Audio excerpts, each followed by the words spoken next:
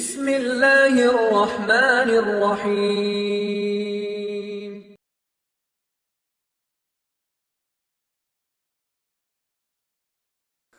بسم الله الرحمن الرحيم الحمد لله رب العالمين والعاقبة للمتقين والصلاة والسلام على أشرف الأنبياء والمرسلين نبينا محمد وعلى آله وأصحابه ومن تبعهم بإحسان إلى يوم الدين. கண்ணியத்துக்குரிய அல்லாஹ்வின் அடியார்களே, அல்லாஹ் ரப்புல் ஆலமீன் எப்படி அவனுடைய அருளால் அவனுடைய நாட்டத்தால் அல்லாஹ் இந்த சபையில் என்னையும் உங்களையும் ஒன்று சேர்த்தானோ, அதுபோன்று அல்லாஹ் எம்மை ஜன்னத்துல் ஃபிர்தௌஸில், அதிலும் குறிப்பாக அல்லாஹுடைய தூதர் முஹம்மது ரசூலுல்லாஹ் ஸல்லல்லாஹு அலைஹி வஸல்லம் அவர்களோடும் அவர்களுடைய தோழர்களோடும் அல்லாஹ் என்னையும் உங்களையும் உலக முஸ்லிம்களையும் ஒன்று சேர்ப்பானாக. எதற்காக வாழ்கிறோம்? எந்த பாதையில் பயணிக்கிறோம்? எதை நோக்கி நம்முடைய வாழ்க்கை சென்று கொண்டிருக்கிறது? எங்கு எம் வாழ்வு முடியும்? மீண்டும் எம் வாழ்வு எங்கு தொடங்கும்? இப்படி எந்த கேள்விகளுக்கும் பதில் தெரியாமல் எம்முடைய பலரின் வாழ்க்கை சென்று கொண்டிருப்பதை பார்க்கும்போது இன்னா லில்லாஹி வ இன்னா இலைஹி ராஜிஊன். அல்லாஹ் ரப்புல் ஆலமீன் எம்மை படைத்தான், எமக்கு உணவளிக்கிறான், எம்மை பாதுகாக்கிறான், எம்மை அரவணைக்கிறான், கல்வியை கொடுத்தான், செல்வத்தை கொடுத்தான், குடும்பத்தை கொடுத்தான், உறவுகளை கொடுத்தான், பாதுகாப்பை கொடுத்தான், கண்ணியத்தை கொடுத்தான். இவையெல்லாம் வீணா? அஃபஹஸிபுதும் அன்னமா ஹலக்னாகும் அபஸா, உங்களை அல்லாஹ் வீணாக படைத்து விட்டான், நோக்கமில்லாமல் படைத்து விட்டான், குறிக்கோள் இல்லாமல் படைத்து விட்டான் என்று எண்ணிக்கொண்டிருக்கிறீர்களா? வ அன்னக்கும் இலைனா லா துர்ஜஊன், நீங்கள் என்னிடத்திலே மீண்டும் கொண்டு வரப்பட மாட்டீர்களா என்று குர்ஆன் கேட்கிறது. உங்களை இறைவன் ஒரு நோக்கத்தோடு படைத்திருக்கிறான். வாழ்ந்து உண்டு கழித்து மரணிப்பதற்கு அல்ல இந்த வாழ்க்கை. இப்போது ஒரு கல்லூரியிலே படிப்பீர்கள். இன்னும் 2 வருடத்தில் 4 வருடத்தில் ஒரு நிறுவனத்தில் வேலை செய்வீர்கள். அடுத்த 4 வருடத்தில் ஒரு திருமணம் செய்து ஒரு குழந்தையை பெறுப்பீர்கள். அதற்கு பிறகு உங்களுக்கென்று ஒரு வீடு, அதற்கு பிறகு உங்களுக்கென்று ஒரு வாழ்க்கை, உங்களுக்கென்று ஒரு குடும்பம். அதற்கு பிறகு உங்களுடைய வாழ்வு முதுமையை தள்ளும், நோய் படுக்கையில் படுப்பீர்கள். அதற்கு பிறகு மரணம். இப்படி ஒரு வாழ்வை வாழ்வதற்கு அல்லாஹ் எம்மை படைத்தான். இப்படி ஒரு வாழ்வை வாழ்வதற்கா அல்லாஹ் எம்மை லா இலாஹ இல்லல்லாஹ் என்ற கலிமாவோடு அல்லாஹ் ரப்புல் ஆலமீன் பிறக்கக்கூடிய வாய்ப்பை கொடுத்தான். கால்நடைகள் வாழ்கிறது நோக்கம் இல்லாமல், குறிக்கோள் இல்லாமல், லட்சியம் இல்லாமல். அல்லாஹ் சொல்கிறான், யத்தமத்தஊன் வ யஅகுலூன் கமா தஅகுலுல் அன்ஆம், உண்ணுகிறார்கள், சுகம் அனுபவிக்கிறார்கள் கால்நடைகளைப் போல. பல்ஹும் அதல், மேலும் சொல்கிறான் அதைவிடவும் கீழான நிலையில். வாழ்க்கையின் குறிக்கோளை அறியாமல், லட்சியத்தை அறியாமல், நோக்கத்தை அறியாமல் இவன் ஏன் மிருகத்தை போன்று வாழ்கிறான்? குர்ஆன் கேட்கிறது.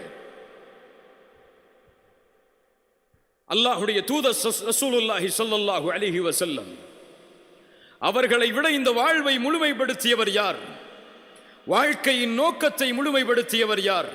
ஒரு மனிதன் வாழ வேண்டும் என்றால் இந்த உலகத்தில் முஹம்மது ரசூலை போன்றுதான் ஸல்லல்லாஹு அலைஹி வஸல்லம் வாழ்ந்து மரணிக்க வேண்டும் என்ற எண்ணத்தை அவருடைய வரலாறு ஒவ்வொருவருக்கும் உணர்த்தும். அவர் வாழ்க்கையில் படாத கஷ்டங்கள் இல்லை, வாழ்வில் படாத துன்பங்கள் இல்லை, சோதனைகள் இல்லை. செல்வ செழிப்போடு முஹம்மது நபி வாழவில்லை. உங்களுக்கு எல்லாம் தெரியும். பசியால், ஏழ்மையால், வறுமையால், உறவுகளை இழந்து, உரிமைகளை இழந்து, சொந்த நாட்டை இழந்து, கவலையோடும் கஷ்டத்தோடும் தன்னுடைய வாழ்வு முழுவதையும் சோதனைகளோடும் வசித்தவர். ஆனால் அவர் மரணிக்கும் போது அவர் வாழ்வில் மகிழ்ச்சி இருந்தது. அவர் மரணிக்கும் போது அவர் வாழ்க்கையின் ஆனந்தம் அவர்களுடைய முகத்தில் தெரிந்தது. அடிக்கடி சொல்லக்கூடிய நிகழ்வுதான். இந்த வரலாறை பேசும் வரை அதை பற்றிய சிந்தனை எனக்கு ஏற்படவில்லை. ஆனால் அந்த இடத்தை கடக்கும் போது என் உள்ளம் யோசித்தது. கடைசி தருவாய் அல்லாஹ்வுடைய தூதருடைய மரணத்தில் அல்லாஹ்வுடைய ரசூல் மரணிக்கப் போகிறார்கள். எம் உயிரிலும் மேலான முஹம்மது நபியின் மரணத்துடைய செய்தி உலகத்தில் யார் கேட்டாலும் கலங்குவார்கள். எழுந்திருக்க முடியவில்லை, நிற்கிறார்கள், கீழே விழுகிறார்கள், எழுந்திருக்கிறார்கள், நிற்கிறார்கள், கீழே விழுகிறார்கள். அவர்களால் தொழுகையை நடத்த முடியாது என்ற நிலைமை வரும்போது அபூபக்கரை தொழுகை நடத்துமாறு ஏவுகிறார்கள். 3 நாட்கள் அபூபக்கர் தொழுகை நடத்துகிறார் ரலியல்லாஹு அன்ஹு. முஹம்மது நபி உயிரோடு வாழும் போது 3வது நாள் முடிகிறது. 4வது நாளுடைய காலை விடியல் வருகிறது. ஃபஜ்ருடைய தொழுகை. நபித்தோழர்கள் எல்லாம் அபூபக்கருடைய தலைமையில் வரிசையில் அல்லாஹ்வுடைய தூதர் தன்னுடைய திரையை, தன்னுடைய அறையின் திரையை கொஞ்சம் அகற்றி பார்க்கிறார்கள். அல்லாஹ்வுடைய தூதர் தன் தோழர்களை பார்த்த இறுதியான நேரம் அதுதான். அவர்களுக்கு தெரியும், இதுதான் என் தோழர்களை நான் பார்க்கக்கூடிய இறுதி நேரம் என்று. திரை அகழ்கிறது. அல்லாஹ்வுடைய தூதர் பார்க்கிறார்கள். நபித்தோழர்கள் அபூபக்கருடைய தலைமையில் படைத்த இறைவனுக்கு முன்னால் சஃப்புகளில் அல்லாஹ்வுடைய தூதர் ஒரு புன்சிரிப்பை சிரித்தார்கள். அந்த சிரிப்பின் அர்த்தம் தெரியுமா? அந்த ஆனந்தத்தின் மகிழ்ச்சி தெரியுமா? நோக்கத்தோடு, குறிக்கோளோடு, லட்சியத்தோடு, வீரத்தோடு உலகம் முழுவதும் இந்த லா இலாஹ இல்லல்லாஹுவை ஏந்தி செல்லக்கூடிய ஒரு சமூகத்தை உருவாக்கி விட்டோம் என்ற மகிழ்ச்சியின் ஆனந்தம் அந்த நபித்தோழர்களை அல்லாஹ்வுடைய தூதர் பார்த்த இறுதியின் பார்வை இல்லையா? யாரை தலைவராக அல்லாஹ்வுடைய தூதர் நியமித்தார்களோ அந்த அபூபக்கரின் நிலைமை உங்களுக்கு தெரியும். ஒரு முறை அறிவித்தார்கள் அல்லாஹ்வுடைய தூதர், ஒரு அடியான், அவனுக்கு உலகமும் கொடுக்கப்பட்டது, இறைவனும் கொடுக்கப்பட்டான். அந்த அடியானோ இறைவனிடத்தில் இருப்பதை தேர்ந்தெடுத்துக் கொண்டான், உலகத்தை விட்டுவிட்டான் என்று சொல்லும் போது எல்லோரும் மகிழ்ச்சி அடைந்தார்கள். அபூபக்கர் அழுதார். அழுதாரா இல்லையா? ஏன் அழுதார்? அல்லாஹ்வுடைய தூதர் கூறுவது, இந்த உலகத்தை விட்டு அல்லாஹ்வுடைய தூதர் பிரிய போகிறார்கள் என்ற செய்தியை. அல்லாஹ்வுடைய தூதருடைய பிரிவை ஏற்க முடியாமல் அபூபக்கர் அழுகிறார் ரலியல்லாஹு அன்ஹு. மரண தருவாய் வருகிறது. அல்லாஹ்வுடைய தூதர் மரணித்து விட்டார்கள். எல்லா நபித்தோழர்களும் கவலையில் இருக்கிறார்கள். உமரால் ஏற்றுக்கொள்ள முடியவில்லை. உமர் சொன்னார்கள், யார் முஹம்மது ரசூல் இறந்து விட்டார்கள் என்று சொல்வார்களோ அவர்களுடைய தலையை என்னுடைய வாள் கொய்யும். நபித்தோழர்கள் கலங்கி நிற்கிறார்கள். இனிமேல் எப்படி வாழ்வது? யாரை நம்பி இருப்பது? யார் எமக்கு வழிகாட்டுவது? யாரை பார்த்து மகிழ்ச்சி அடைவது? யாருக்காக எம் உயிரை அர்ப்பணிப்பது என்று கலங்கி நிற்கிறார்கள் எல்லா நபித்தோழர்களும். எப்போதும் கலங்காத அபூபக்கர், எப்போதும் கலங்கக்கூடிய அபூபக்கர் அந்த சபைக்கு வருகிறார் கலங்காமல். வந்து பார்க்கிறார் முஹம்மது ரசூலை. அவருடைய கண்ணில் ஒரு சொட்டு கண்ணீர் வரவில்லை. தன் நண்பன், தன் தோழர், தன் தூதர், தன் நேசர் ஒரு நாள் அவருடைய வாழ்க்கையில் இல்லை முஹம்மது ரசூலை பிரிந்ததாக. அவ்வளவு பெரிய இழப்பு. வந்து நிற்கிறார்கள். அல்லாஹ்வுடைய தூதருடைய ஜனாசா திறக்கிறார்கள், முத்தமிட்டார்கள். உயிரோடு இருக்கும் போதும் மணந்தீர்கள், இறந்ததற்கு பிறகு மணந்து கொண்டிருக்கிறீர்கள். என் தோழரே, என் தூதரே, என் நேசரே. அவ்வளவுதான். திரும்ப சென்றார்கள் வெளியே. எல்லோரும் கலங்கி அமர்ந்திருக்கிறார்கள். உமர் வாளை ஏந்தி நிற்கிறார். சொன்னார்கள், உமரே உட்காரு, உட்காரு உமரே. யாரெல்லாம் யாரெல்லாம் முஹம்மதை வணங்கினீர்களோ இதோ முஹம்மது இறந்து விட்டார். யாரெல்லாம் படைத்த இறைவனை வணங்கினீர்களோ வல்லாஹு ஹய்யுன் லா யமூத், அவன் உயிருள்ளவன், ஒருபோதும் மரணிக்க மாட்டான். இந்த வீரத்தை கொடுத்தது எது? இந்த ஆற்றலை கொடுத்தது எது?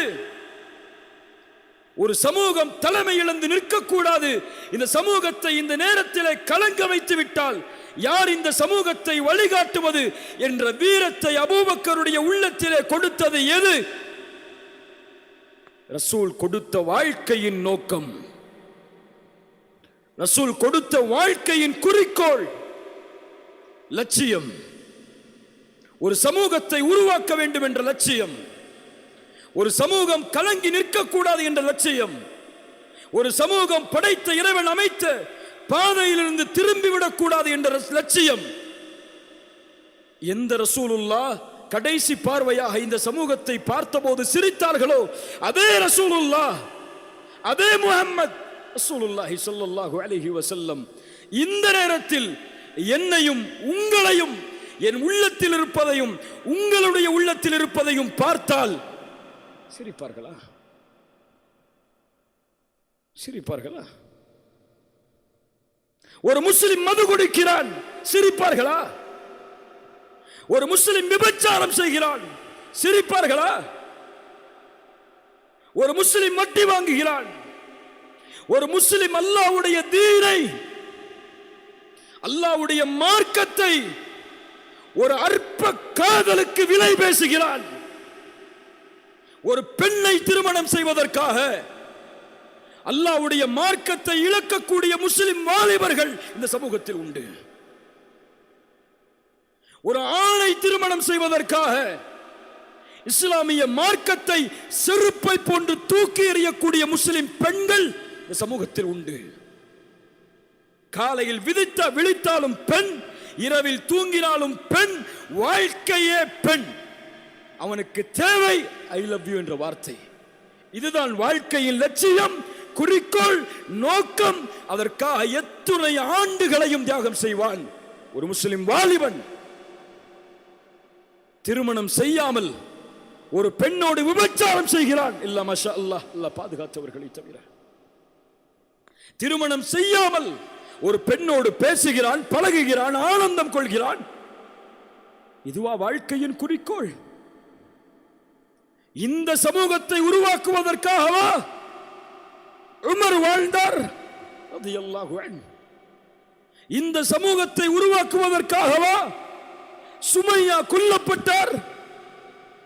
இந்த சமூகத்தை உருவாக்குவதற்காகவா தன் செல்வத்தை இழந்து, கண்ணியத்தை இழந்து, ஒரே ஒரு ஆடையோடு கஃபன் துணிக்கு கூட வழி இல்லாமல் முஸ்அப் இப்னு உமைர் இழந்தார்? இந்த சமூகத்தை உருவாக்குவதற்காகவா ஹம்சா ரசூலின் சாட்சா ஈரக்குலை கடித்து துப்பப்பட்டு ஷஹீதானார்? இவர்களுடைய தியாகங்கள் எல்லாம் எதற்கு? ஆனால் எமக்கு ஃபஜ்ருடைய தொழுகையின் தூக்கத்தை கூட தியாகம் செய்ய முடியாது. எதற்காக வாழ்கிறோம்? எதை நோக்கி செல்கிறோம்? உலகத்தில் முஸ்லிம் சமூகம் படுகின்ற கஷ்டங்கள், இன்னல்கள், துன்பங்கள், இதையெல்லாம் அறிந்தும் எம் வாழ்க்கை சினிமா தியேட்டர்களில், எம் காதுகளில் இசை கலாச்சாரங்கள், எம் உள்ளத்தின் நேசர்கள் செல்வத்திற்காக, காசுக்காக தன் உடலையும் விற்கக்கூடிய நடிகைகள்.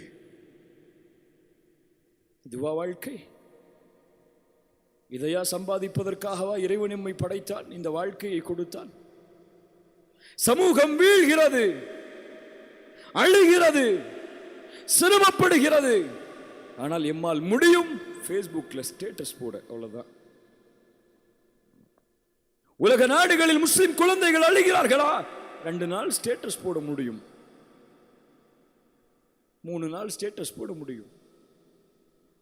மியான்மர் 3 நாள் பேசுவோம், சிரியா 3 நாள் பேசுவோம், பலஸ்தீன் 3 நாள் பேசுவோம், இலங்கை 3 நாள் பேசுவோம். 4வது நாள் ஃபர்ஸ்ட் ஷோக்கு டிக்கெட் எடுத்து நிற்போம்.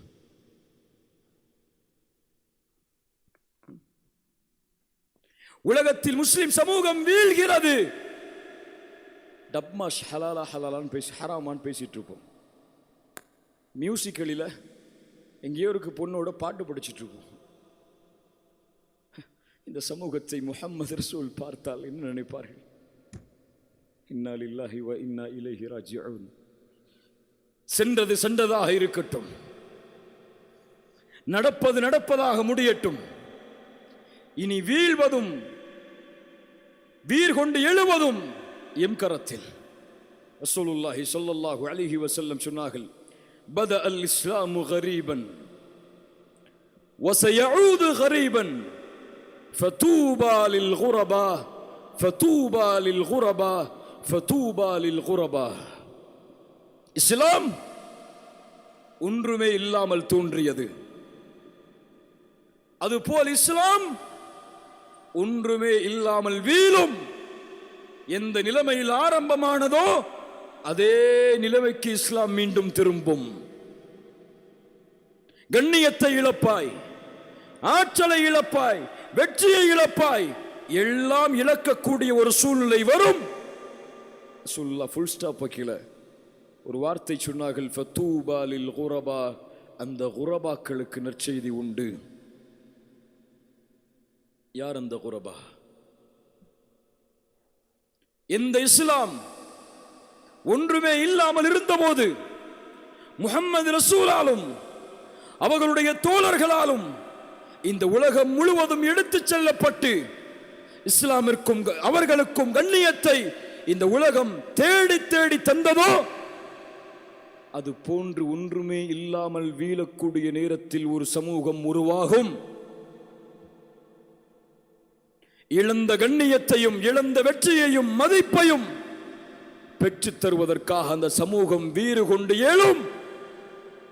விழுந்த கண்ணியத்தை உயர்த்தும் வரை தம் வாழ்வின் கண்களை மூடாது அந்த சமூகம். அந்த குரபாக்களுக்கு நற்செய்தி உண்டாகட்டும். அல்லாஹ் அந்த கூட்டத்தில் என்னையும் உங்களையும் ஆக்குவானாக. வாழ், மரணத்திற்கு முன்னால் இவன் போல் வாழ வேண்டும் என்ற வாழ்க்கையில் வாழ். கூட்டங்களில் தெரியக்கூடிய முகங்களாக உன்னை ஆக்கிக் கொள்ளாதே. அந்த கூட்டமே உன்னை நோக்கி திரும்பி பார்க்கக்கூடிய முகங்களாக உன் முகத்தை ஆக்கிக்கொள். அது உனக்கு அல்லாஹ் கொடுத்த கண்ணியம், அல்லாஹ் கொடுத்த மதிப்பு. படைத்த இறைவனே உன்னோடு வாழும் போது, உன்னோடு இருக்கும் போது வேறு யார் வேண்டும் உன் துணைக்கு? இந்த உலகத்தை ஆள வேண்டுமா? அவன் இருக்கிறான். இந்த உலகத்தின் பட்டங்களையும் வசதிகளையும் செல்வத்தையும் பெருக்கி உலகமே உன்னை திரும்பி பார்க்க வைக்கும் அளவிற்கு உன் வாழ்க்கையை இந்த உலகத்தில் அமைக்க வேண்டுமா? அவன் இருக்கிறான். முன்னாள் வா, முயற்சி செய். உலக சமூகத்திற்கு முன்னால் நீ வாழ்ந்து காட்டு. இப்படித்தான் வாழ வேண்டும் என்ற வாழ்க்கையை, இப்படித்தான் ஒரு முஸ்லிம் வாழ்ந்து மரணிப்பான் என்ற வீரத்தை உன் கண் மூடக்கூடாது. உன்னால் ஒரு மனிதன் வாழ்ந்தான் என்ற செய்தியை கேட்காமல். அதுதான் ரசூலுல்லாஹி ஸல்லல்லாஹு அலைஹி வஸல்லம் எனக்கும் உங்களுக்கும் விட்டு சென்ற பாடம். எம் ரசூல் நாளை மறுமையில் எம்மை பார்ப்பதற்காக காத்து கொண்டிருப்பார்கள். அந்த பாதையை நோக்கி தான் நடந்து கொண்டிருக்கிறோம் எம்மை அறியாமல். ஒரு நாள் இந்த உலக வாழ்க்கை எனக்கும் உங்களுக்கும் முடியும். அந்த முஹம்மது ரசூலை நாளை மறுமையில் பார்க்க வேண்டாமா? அந்த முஹம்மது ரசூலோடு நாளை மறுமையில் வாழ வேண்டாமா? அந்த முஹம்மது ரசூலோடு நாளை மறுமையில் அமர வேண்டாமா? அதற்கு என் வாழ்க்கையும் உங்கள் வாழ்க்கையும் போதாது. அந்த நபித்தோழர்களின் வாழ்க்கையை ஈடுகட்ட முடியாது, அந்த வாழ்வை வாழ முடியாது. ஆனால் அவர்களின் வழியில், அவர்கள் சென்ற நோக்கத்தில், அவர்கள் விட்டு சென்ற பணிகளை கையில் எடுத்து அந்த பாதையில் முயற்சித்தால் நாளை மறுமையில் முஹம்மது ரசூல் உனக்காகவும் எனக்காகவும் நாளை காத்து கொண்டிருப்பார்கள். உன் பெயரை என் பெயரை நாளை மறுமையில் அறிவிப்பார்கள் முஹம்மது ரசூலிடத்திலே. இதோ உன் சமூகத்தில் ஒருவன் வாழ்ந்தான், உன் சமூகம் வெற்றி பெற வேண்டும் என்பதற்காக என்ற அறிவிப்பை கொடுத்து உன்னை அறிமுகப்படுத்துவார்கள். முஹம்மது ரசூலுல்லாஹ் ஸல்லல்லாஹு அலைஹி வஸல்லம் இன்ஷா அல்லாஹ் எம்மை கட்டி அணைப்பார்கள். அதைவிட உலகத்தில் வேறு எந்த இன்பத்தை நோக்கி செல்கிறாய்? வாழ்க்கை இது, ஒரு அற்பமான வாழ்க்கை இது. ஆனால் மரணிக்கும் போது, எம் உயிர் இந்த உலகத்தை விட்டு பிரியும் போது, எல்லா பொறுப்புகளையும் நிறைவேற்றி இந்த உலகத்தில் எம்மக்காக வாழக்கூடிய, எம் நோக்கத்தை கடைபிடிக்கக்கூடிய, எம் செய்திகளை தாங்கி நிற்கக்கூடிய இப்படி ஒருவன் வாழ்ந்தான் என்ற வார்த்தையை உலகம் எமக்கு பின்னால் சொல்லக்கூடிய அளவிற்கு வாழ்க்கையை உருவாக்கிவிட்டோம். என் படைத்த இறைவனின் திருப்தியோடு அவனை சந்திக்கப் போகிறேன் என்று கண்களை மூடாமல் இந்த உலகத்தில் இருந்து உன் உயிரை எடுத்துவிட அனுமதி கொடுத்து விடாதே. அது வாழ்க்கை, ஒரு வீரனின் வாழ்க்கை, வெற்றியின் வாழ்க்கை, குறிக்கோளுடைய வாழ்க்கை, லட்சியத்தின் வாழ்க்கை. அவர்கள் வெற்றியடைவார்கள். அல்லாஹ் அந்த கூட்டத்தில் என்னையும் உங்களையும் ஆக்குவானாக. அல்லாஹ் எம் பாவங்களை மன்னித்து அல்லாஹ் ரப்புல் ஆலமீன் எம்முடைய செயல்பாடுகளை அங்கீகரிப்பானாக. அல்லாஹ் எப்படி இந்த சபையில் என்னையும் உங்களையும் ஒன்று சேர்த்தானோ அதுபோன்று அல்லாஹ் எம்மை ஜன்னத்துல் ஃபிர்தௌஸில் அதிலும் குறிப்பாக அல்லாஹுடைய தூதர் முஹம்மது ரசூலுல்லாஹ் ஸல்லல்லாஹு அலைஹி வஸல்லம் அவர்களோடும் அவர்களுடைய தோழர்களோடும் அல்லாஹ் என்னையும் உங்களையும் ஒன்று சேர்ப்பானாக. அகூலு கௌலி ஹாதா அஸ்தக்ஃபிருல்லாஹ் லி வலக்கும்.